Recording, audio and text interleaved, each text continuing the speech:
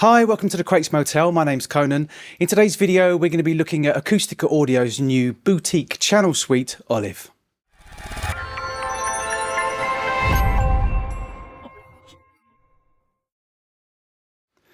Now, if you watch my videos, you'll know that I don't really go into too much science. I don't tend to use Plugin Doctor unless I absolutely have to. So today, I'm just going to look at Acustica Audio's Olive, see how I might use it, have a listen to how it sounds on some different sources, and maybe give you some inspiration to see how you might use it in the mix. Let's jump in. So here we are in Studio One. I'm just going to run through the plugin very quickly. There's a lot more detail in the manual, but it's basically modelled on an early 70s console, very rare. Like I said, there's a lot more detail in the manual. And you have a suite, really. You have some preamps, you have an EQ section, a compressor, and an expander. Now, just running through them very quickly.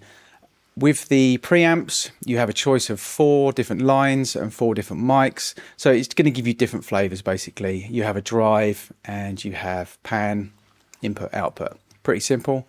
On the EQ, 4 bands, and you have a preamp section, high pass, low pass, drive, pan, etc. All of them have got oversampling, and you can change the size on all of them as well. Here's a compressor, pretty standard compressor. And then the expander, pretty much the same controls as the compressor, but doing the opposite thing to a compressor. But we'll get into that. So starting off with the preamp section, I'm going to try out the different lines, try out the different mics, see what kind of flavors you can get, push the drive, just have a listen to what kind of sound we can get out of it.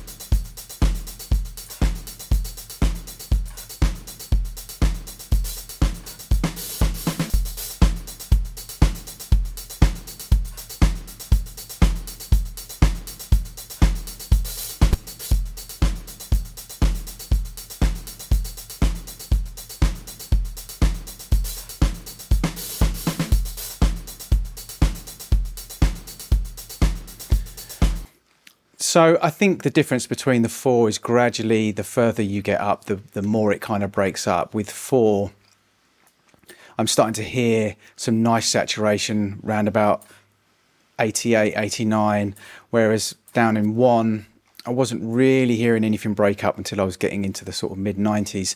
So, you know, whether they've modelled different channels on the mixer, not exactly sure. But yeah, there's some different flavors there, very subtle, nice warm, kind of nice saturation added to the drums. Breaks up really nice. So let's try the mics.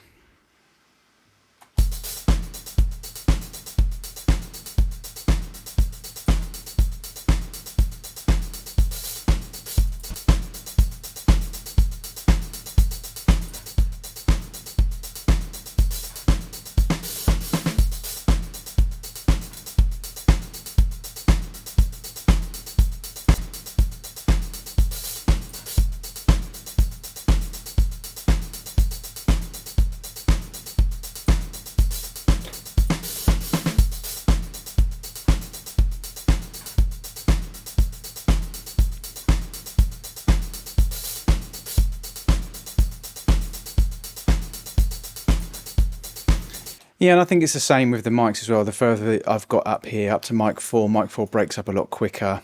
And yeah, I mean, I guess that kind of makes sense. But it's really nice. It's a real nice kind of warm saturation. I don't want to say analog, but it's kind of analog-y, I suppose.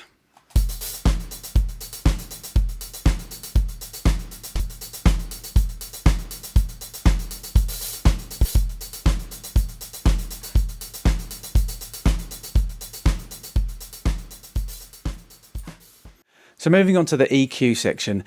Now, one thing I will say about Acustica audio plugins is most of the time the default setting will be everything turned off.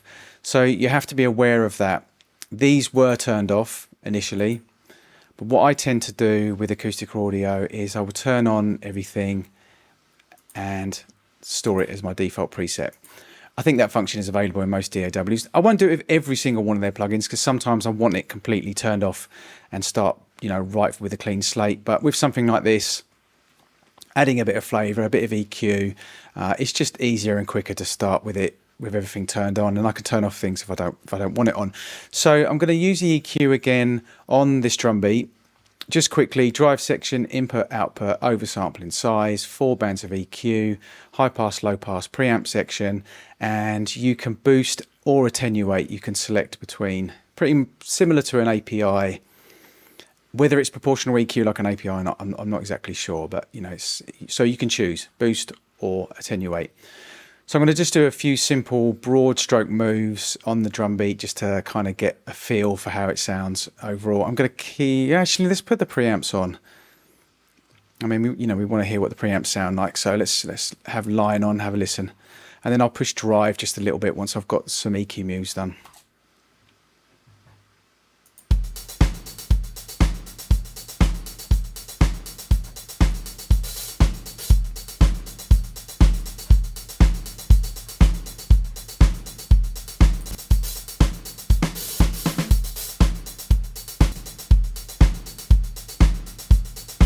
Really, really nice low end.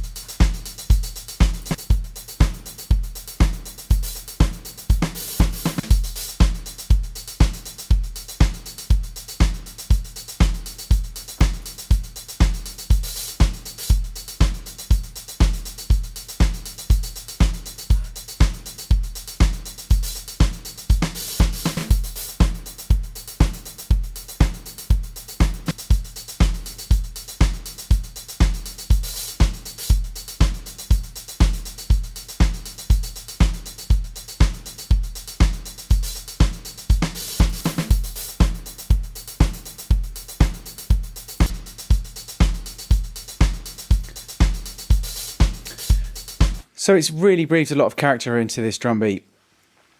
It's I really like the warmth of it. It's got a very nice natural sound. The low end is really nice. The 5K is really nice. These settings that I have here, where I use around about, I like to try out around about 60 hertz, around about 200 to get rid of some mud, around about 5K, and a shelf at around about 8 to 9K. They're pretty standard settings that I will use to test out an EQ, if it's a 4-band EQ, just to get a feel for it, because they're frequencies which I quite often use in mastering. So I know those frequencies well on most instruments, and so I can get a good feeling for what an EQ is doing to that source with those frequencies. Let's have a listen to what the around about 1K sounds like.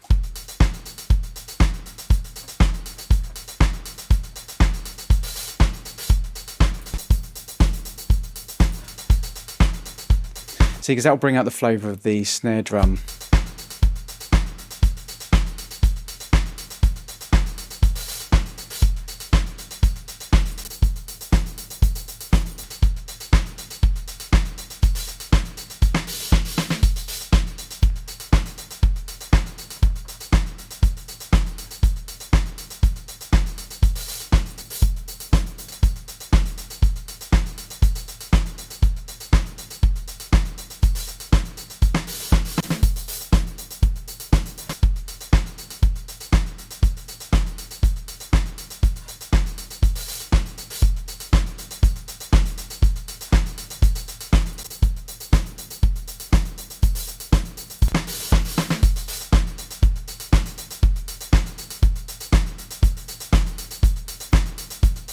Really nice crunchy drive. What I am noticing so far is that down here, not really doing much for me. You know, and I've got decent headphones on and I'm not hearing an awful lot until I'm starting to get into the 80s, to be honest. That's with the line. Might be different with the mic. Let's just try it with the mic.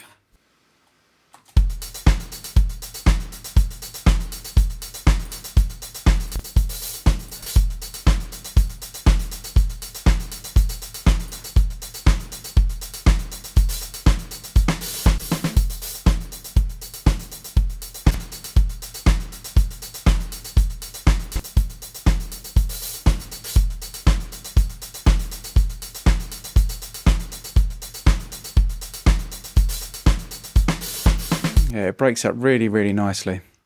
So moving on to the compressor, quickly run through the controls. You can change the size, you have oversampling, input, output. Have another drive section here. We have the preamp section here, which I've switched to line. Sidechain filter. SH mod is on quite a few of the AA compressors. It basically affects the attack envelope, I believe. Attack release, ratio, threshold, makeup. Down here we have attack hold and release hold. Again, it just gives you a lot more control over the envelope of the attack and the release on the compressor. Mid and side, we have hard and soft. I'm going to keep that on hard for the moment. Then we have this morphing knob here, which enables you to go from compression into limiting, into saturation. It's kind of for creative purposes, really. But just for today, we'll keep it on compression. I might just push it up to see what kind of sounds we can get out of it. Then we have the drive there, if I haven't mentioned that already, and then wet and dry for parallel compression. So I'm going to run a whole track through this because I believe this is a VCA compressor, so I would probably myself generally use it as a bus compressor. So let's have a listen.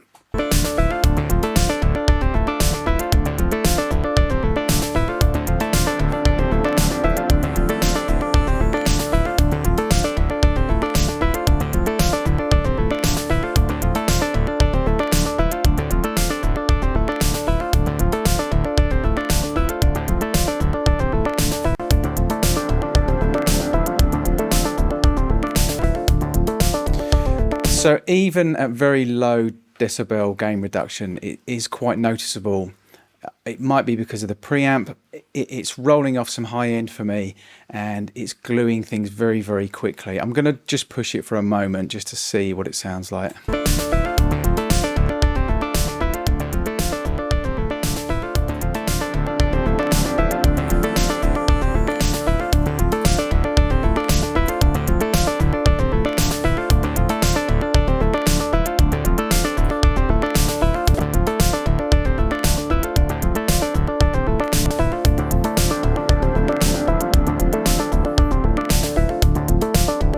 It's actually really warm and creamy, pushing it up to 5 decibels of gain reduction.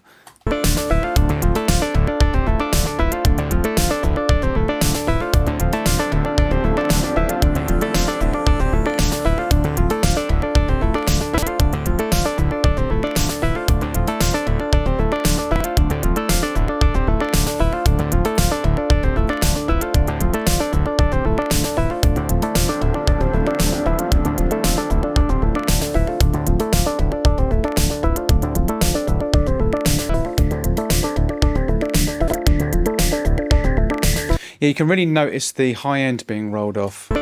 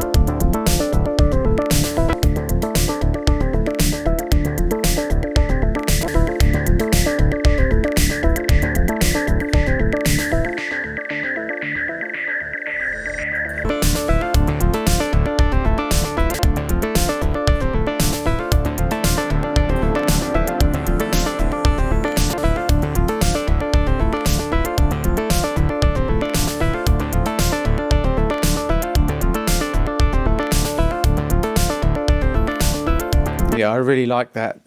I would use this in bus compression, definitely. It's got a nice, warm, creamy flavour to it.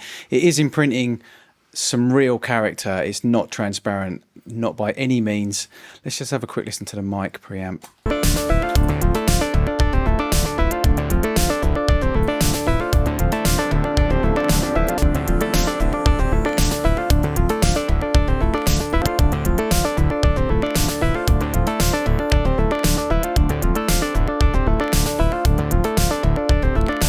There's definitely an increase in low end and a roll off in the high end, and it just gives it a really nice kind of girthy open weight to it. It really opens it up. It's actually really nice. I wasn't overly impressed by the EQ or the preamp section, to be honest, but yeah, I'm impressed by this. I would use this. And I'm pushing this a lot further than I would normally push a compressor on the mix bus.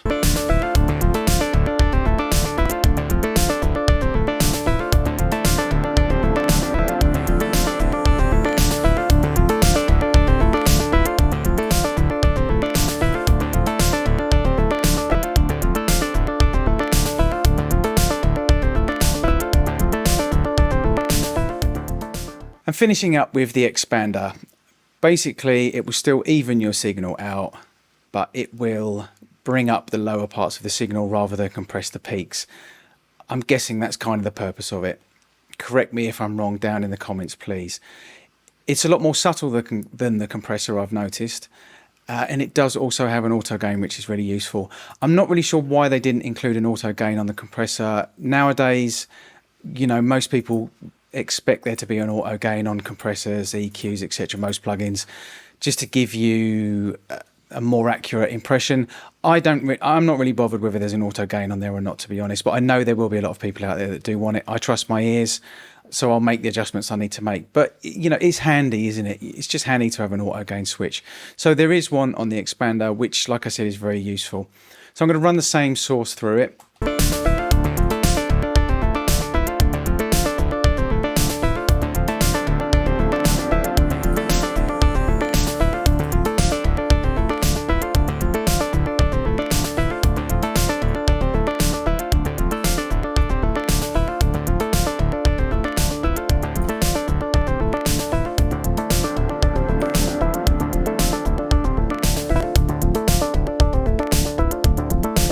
So I'm going to run it in bypass, and then I'm going to take it out of bypass, and you'll hear that what it does, it evens things out, probably more so than the compressor actually, on this particular track. It's not going to be the same for every source, but it brings up the kind of ARP synth sound and evens out the hi-hats.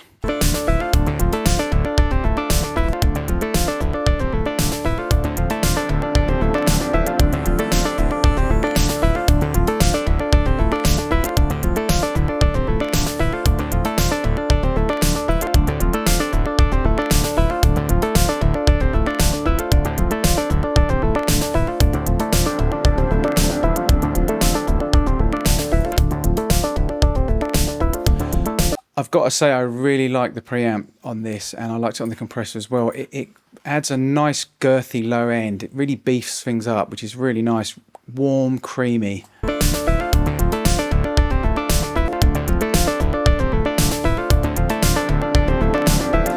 If you concentrate on the low part of the synth, the kind of ARP thing going on, listen to that when I take it out of bypass, and you'll hear that it just becomes beefier.